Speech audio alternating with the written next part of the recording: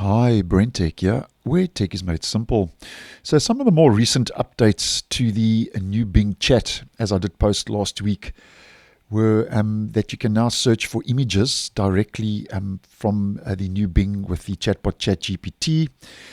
That Microsoft is testing a new and simpler format for displaying math solutions, and that ads are on the way. So like it or not, Microsoft is also currently testing showing ads in the new Bing with a small subset of users, so we can expect to see ads rolling out shortly.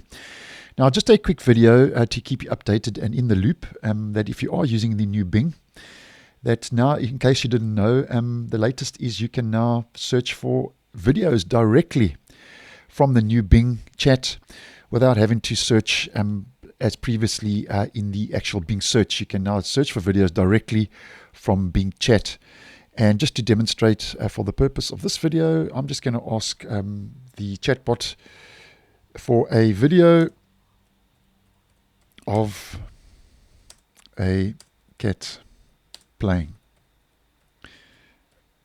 Hit enter, and one thing I have found though while I'm waiting for that response is I have found that doing an image and a video search does take a little bit longer than a normal chat. So if you are doing an image search and a video search, you can expect that response time to take a little bit longer than a normal chat.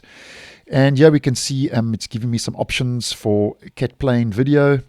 And then there we go. We actually get a cat video preview, which I think is a nice move in the right direction, where previously that wasn't available over in the Bing chat. That was only available in the actual Bing search. So I'm just letting you know that if you are prone to search for a lot of videos, you can now use the new Bing with the chatbot ChatGPT to get the job done and search for those videos.